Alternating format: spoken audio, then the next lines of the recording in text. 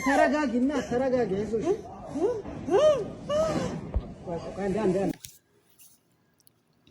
እንደዚህ ራሷን የሳተችው ለምን ይመስላችኋል ማለት ነውና የኩዌት ኤርፖርት ውስጥ ነው ያለችው። ከኢትዮጵያ ስትመጣ ጊዜ ለኤጀንሲዋ እኔ ኩዌት ነበርኩኝ ከዚህም በፊት በአሻራ ነው የገባሁትና እንዴት ነው ተመልሼ ወደዛ ሀገር መግባት የምችለው ምናምን ብላ ስትላቸው አይ አሁን ላይ በአዲሱ አሰራር ይቻላል እና መግባት ትችያለሽ ብሎ ይለዋታል። እሷም ትመጣለች። ስትመጣ ያው ፖሊሶች ምናምን እዛ ኢሚግሬሽን ላይ ኤርፖርት ውስጥ የኩዌት ኤርፖርት ውስጥ አንቺ ቆይ እዚህ ቆይ ይሏታል። ከዛን አንድ ክላስ ያስቀምጡኛል። ከዛ ክላስ ውስጥ 2 ቀን ምናምን ከቆየሁ በኋላ አሻራ አለብሽ እና ወደ ሀገርሽ ትመለሻለሽ ብሏት ነው ይሄ እንደዚህ የምታለቅሰው ማለት ነው። እና በዚህ ደግሞ ወደ 800,000 ምናምን ብር ከፍላለች። በጣም ነው ያሳዘነችኝ ወላሂ ላዚም ማለት ነው። እና ራሷን ስታ እስከመውደቅ ድረስ አይ ችግር አይኑ ይጥፋ እንደው ምን ይባላል። እና ብዙዎች ደግሞ ያው እጅብ ወዳው ስልኩን የለበሰችው ቲሸርት ላይ የቢሮ ስልክ አለና ወደዛ ሊደውሉላት እየተረባረቡ ነበረ። አላህ ካለችበት ነገር ያውጣት። ያስደነግጣል። ገብታችኋል። ደግሞ ብር እንትን ብዬ ነው ተበድሬ ነው 2 ልጆች አሉኝ እንዴት አድርጌ ነው የምመለሰው ምናምን እያለች ነውና ያው ወጪዋን ችሎ ተመልሶ እንደሚሸኟት ባለሙሉ እርግጠኛ ነኝ። ለማንኛውም አሰላሙ አለይኩም ወራህመቱላሂ ወበረካቱ። እንደውም ክርስቲያን ወገኖቼ ሰላም ሰላም ብያለሁ። ለከዶ ጅማችሁ በአዲስ ሆናችሁ ላይክ ሼር ሰብስክራይብ ማድረግ እንዳትረሱ። ለበጎ ነው በቃ ይሆናል አይደል።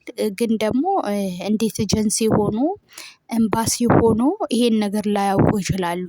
አንድ ሰው እኮ አሻራ ካለበት 5 አመት 10 አመት ምናምን የሚሉም አሉና መግባት እንደማይችል እያወቁ በዚህ ልክ ሰው ላይ እንትን ማለት በጣም ነው የሚያስጠላ። ወላሂ በጣም ነው የሚደብረው። እና ብሯን ይክፈሏት ወይ ደግሞ ሌላ ሀገር ይሰዷት። ሌላ ሀገር እንትን ዱባይ የተለያየ ሀገር ሌላ ሀገር እንትን ይበሏት ይላኳት ማለት ነው። እና ብሯን ቀልጦ እሷም እንደዚህ ተስፋ ተሟጦ እንትን የምትልበት ምክንያት የለምና ሁላችንም ግን ኤምባሲዎቹን እንዳናገሩ እና ችግር የለውም እንደተባለ ምናምን እንትን ብሏል የለቀቀው ሰውየው ማለት ነው። እና አናግረንላታል ኤምባሲው ምናምን ብሏሉ። እንትን ምንድነው ቢሮውን ማለት ነው። እና ወደ ሌላ ሀገር ይልኳታል የሚል ባለሙሉ ተስፋ አለኝ። ብቻ በጣም ነው የምታሳዝነው። ግን የሆነ ነገር ከደረሰብን በኋላ እንደዚህ እንትን ማለት ከባድ ነው። ብቻ አላህ ይሁንሽ። አላህ የተሻለውን ነገር ይስጥሽ። ለተሻለ ነገር ነው አብሽሪ የኔ እናት። እዚህ ጋር ደግሞ የከሰረው ትውልድ ማለት ነው። እንዴት ነው ቆይ የሚያደርጋት ማለት ነው። ያ ረቢል ዓለሚን ያ ረቢል ዓለሚን አንተ እንደው ትዕግስቱን ስጠኝ። ሌላ ምን እላለሁ ማለት ነው። ትዕግስቱን ስጠኝ አንተ። እንዴ ጉድ እኮ ነው። እኔ የሚለው ማለት ነው ከቶፊቅ ጋር የሚመጡ ሴቶች ደግሞ ብሎናቸው ተከፍቶ እንትን አይምሯቸው በብሎን የተከፈተ ነው እንዴ? እኔ ብሎ ማለት ነው እቺ ልጅ አሁን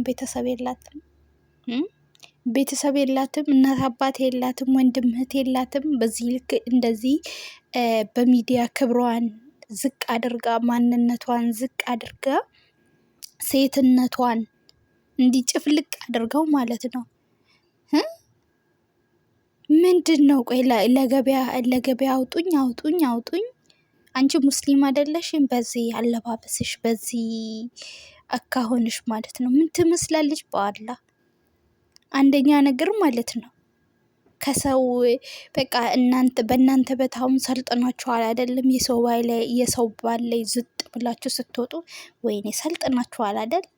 ኦማይ ጋድ እንደናንተ ስልጡን እንደናንተ በቃ አዋቂ እንደናንተ ሁሉንም ነገር እንትን የሚያውቅ ሰው የለም አይደል እንዴ? ምንድን ነው ምንድን ነው አሁን እናንተ አብዛኛውም ኢትዮጵያ ላይ ያሉት ዩቱበሮች አሁን ላይ አይታችሁ ከሆነ ማለት ነው ያው ከቡታጅራ ዩቲዩብ ነው ዩቱበሮች ናቸው የተማሩት ይመስለኛል።